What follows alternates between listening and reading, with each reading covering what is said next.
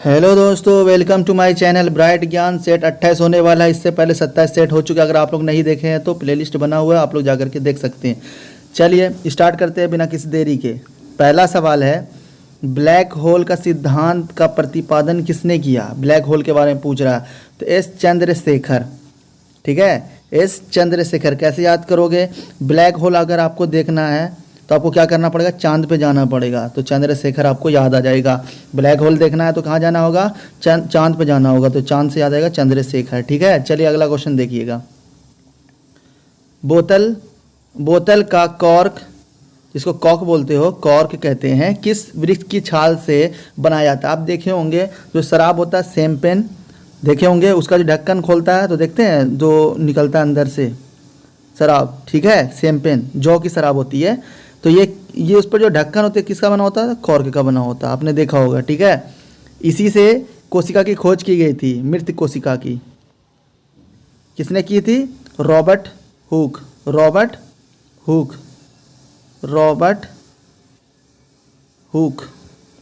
Robert Hooke ने की थी। ठीक है, कब की थी? 1665 ईस्वी में की थी। क्या सीखा? बोतल का जो कॉर्क बना होता है किससे बना होता है? इसकी छाल से बनता है, तो कॉर्क वृक्ष के। ठीक है, अब उसके बाद ये क्या था? मृत कोशिका की खोज की थी, इसी से। किसने की थी? रॉबर्ट हुक ने। कब? 1665 ईस्वी में। ठीक है, चलिए अगला क्वेश्चन देखिएगा। दूध से क्रीम को अलग करने पर दूध के घनत्व पर क्या प्रभाव पड़ता है? तो दूध का घनत्व क्या होता है? बढ़ जाता है। चलिए अगला क्वेश्चन देखिएगा। टाइम वेस्ट नहीं करते, बस टू द पॉइंट बात कर रहे हैं। जंग लगने पर लोहे के भीतर में क्या परिवर्तन होता है? तो लोहा का भीतर क्या होगा? जंग लगेगा तो क्या होगा? भार क्या हो जाएगा? बढ़ जाएगा। भार क्या हो जाएगा? बढ़ जाएगा। चलिए अगला क्वेश्चन देखिए, सिंपल क्वेश्चन है। अब देखिए यहाँ पे सवाल है, चिकित्सा शास्त्र का जनक किसे कहा जाता है? चिकित्सा शास्त्र मतलब मेडिकल लाइन का आपको बात बता रहा, तो हिप्पोक्रेटस। क्या है? हिप्पोक्रेटस। देखिए, जब कोई डॉक्टर बनता है तो क्या करता है? उसको शपथ दिलाई जाती है, किसकी? हिप्पोक्रेटस की, जो चिकित्सा शास्त्र के जनक हैं। कि देखिए, और डॉक्टर लोग का एक मोटो होता है कि जो पेशेंट होता है ना, वो पेशेंट से उतना लगाव नहीं रखता। अगर वो लगाव रखेगा तो वो उसका इलाज नहीं कर पाएगा। ठीक है, चलिए अगला क्वेश्चन देखिएगा। मनुष्य के शरीर में कितना प्रतिशत जल होता है? अगर मनुष्य के शरीर में सबसे ज़्यादा वजन वाला चीज़ अगर कोई कुछ पूछेगा तो आप बताना सीधा जल। तो 65 से 80% के बीच हमारे बॉडी के अंदर क्या होता है? जल होता है। ठीक है, इंसान का वजन जितना होता है उसका 65 से 80% क्या होगा? जल होगा उसके शरीर में। ठीक है, जैसे 100 किलो का कोई आदमी है तो उसके अंदर जो है ना 65 से 80 किलो के बीच उसका क्या होगा? सिर्फ पानी होगा उसके शरीर में। चलिए अगला क्वेश्चन देखिएगा। किस रोग में रक्त का थक्का नहीं जमता? तो हीमोफीलिया के बारे में आपको हम पहले भी बताए, फिर क्वेश्चन आया, सीख लीजिए। हीमोफीलिया का वंशागत बीमारी है, जैसे बाप दादा को रहा तो हमें भी हो सकता है। ठीक है, इसमें क्या होगा? बॉडी के अंदर से जैसे कहीं पे कट लग गया तो क्या होगा? पूरा बॉडी का खून बाहर आ सकता है, अगर जल्दी से उसको मेडिकल या डॉक्टर के पास नहीं ले गया हो तो। ठीक है, चलिए अगला क्वेश्चन देखिएगा। कुपोषण में सबसे अधिक कमी किसकी होती है? मतलब अगर कोई कुपोषित है, उसको पोषण नहीं मिल रहा, तो प्रोटीन की कमी से। ठीक है, अगर इंसान को प्रोटीन की कमी होगी तो वो उसको क्या होगा? मरासमस होगा। ठीक है, मरासमस बीमारी हो जाएगा, जिसमें क्या होगा? पेट बड़ा हो जाएगा और हाथ पर पतला हो जाएगा। ठीक है, कुपोषण की वजह से होता है, प्रोटीन की वजह से। ठीक है, अब प्रोटीन क्या करता है? कोशिका की मरम्मत करता है, कोशिकाओं की मरम्मत करता है। चलिए, अब प्रोटीन का पाचन कहाँ होता है? प्रोटीन का पाचन होता है पेट में, जिसको बोलते हैं स्टोमक। ठीक है, चलिए अगला क्वेश्चन देखिएगा। संपत्ति का अधिकार किस संविधान संशोधन के तहत विधि अधिकार बन गया? विधिक अधिकार, जिसको विधिक अधिकार बोलो या फिर कानूनी अधिकार बोलो। ठीक है, तो देखिए हुआ क्या था, पहले आर्टिकल 31 में लिखा हुआ था संपत्ति के बारे में। जैसे आपके पास दौलत है, धन दौलत है, तो वो मौलिक अधिकार कहलाता था, मतलब मालिकाना अधिकार, ऐसे याद कर सकते हो। अब मौलिक अधिकार कहाँ से लिया गया है? USA से लिया गया है। ठीक है, हमारा देश में जो संविधान में कानून है वो बहुत सारा देश से लिया गया है, इसलिए हमारे देश का कानून है लचीला है। ठीक है, अब देखिए यहाँ पे आर्टिकल 31 में लिखा हुआ था पहले ये संपत्ति के बारे में, फिर आर्टिकल 31 से हटा करके संशोधन हुआ था, जिसको बोलते 44वां संविधान संशोधन 1978 में हुआ था। फिर उसको क्या कर दिया गया था? आर्टिकल 300A में कानूनी अधिकार या विधिक अधिकार बना दिया गया। चले समझ गए?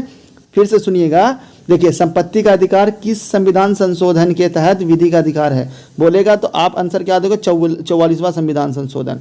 कब हुआ था, 1978 में हुआ था। पहले ये क्या था, मौलिक अधिकार था आर्टिकल 31 में, और उसके बाद फिर क्या हुआ, संविधान संशोधन हुआ तो क्या कर दिया गया, 300A में कानूनी या फिर विधि अधिकार बना दिया गया, विधिक अधिकार।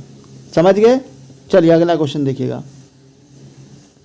भारतीय संविधान में मूल रूप से कितने भाग हैं, तो 22 भाग हैं। कितने भाग हैं, 22 भाग है, इसको याद कर लीजिएगा। चलिए अगला क्वेश्चन देखिएगा।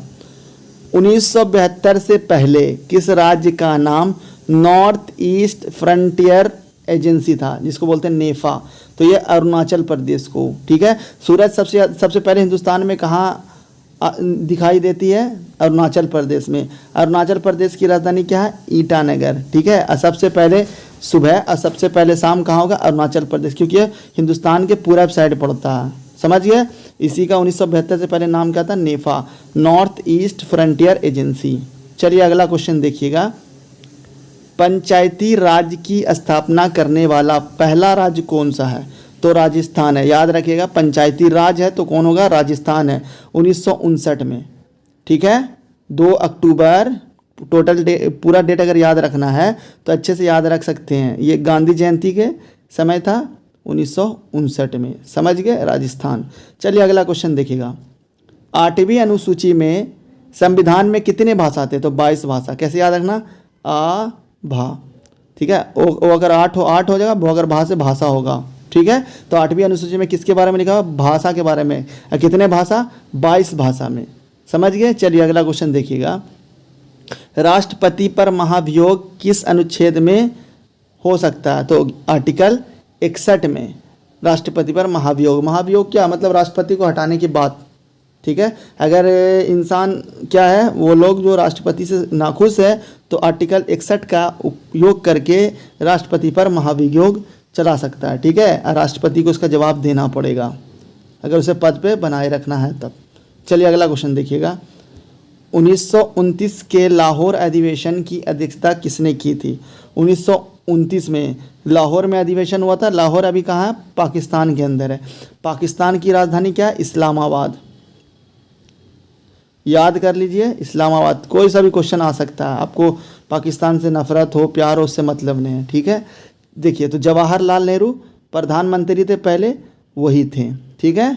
अभी तो 1929 चल रहा था, अभी प्रधानमंत्री तो बने नहीं, ठीक है। तो बच्चे लोग को क्या कहते थे, चाचा नेहरू। समझ गए। चलिए अगला क्वेश्चन देखिएगा। 1798 में गवर्नर जनरल ऑफ इंडिया कौन थे, तो लॉर्ड बेलेजली। अब देखो, लॉर्ड बेलेजली इसलिए फेमस है, सहायक संधि। सहायक संधि का मतलब है, देखिए, यहाँ के लोगों से क्या करते थे, मिलजुल करके रहते थे। और यूरोपवासी यहाँ के कमज़ोर लोगों को, जो बड़े लोग थे, उससे हाथ मिला करके मिलाप करना चाहते थे, सहायक संधि करना चाहते थे। तो इस तरह से आप याद कर सकते हैं, लॉर्ड बेलेजली। तो कैसे याद करो, जलता था, बेलेजली जलता था, इसलिए सहायक संधि कर ली ताकि ये लोग गुलाम बन करके रहे, ठीक है। सहायक संधि याद आ जाएगा आपको, 1798। चलिए अगला क्वेश्चन देखिएगा। स्वतंत्र भारत के अंतिम गवर्नर जनरल कौन थे, चक्रवर्ती राजगोपालाचारी। कैसे याद करिए, स्वतंत्र भारत के अंतिम गवर्नर जनरल। जैसे देश आज़ाद हुआ, ठीक है, और अंतिम गवर्नर जनरल के बाद पोस्ट बदल गया, फिर गवर्नर हो गया, तो अंतिम गवर्नर जनरल कौन हो गया, चक्रवर्ती राजगोपालाचारी। कैसे याद करोगे, देखो, चक्रवर्ती है ना, चक्र के बारे में बात बोल रहा, तो कोई अंतिम गवर्नर जो बनेगा वो बहुत चक्रवर्ती होगा। तो इस तरह से आप याद कर लोगे। चलिए अगला क्वेश्चन देखिएगा। गांधी जी दक्षिण अफ्रीका से लौटने के बाद 1916 में किस विश्वविद्यालय के उद्घाटन समारोह में गए। देखिए, सबसे पहले 9 जनवरी याद करिएगा, 9 पे आए थे हिंदुस्तान साउथ अफ्रीका से लौट करके 1915 में, ठीक है। और पहली बार 1915 में आए नहीं जी, फिर उसके बाद बनारस हिंदू यूनिवर्सिटी बनाया,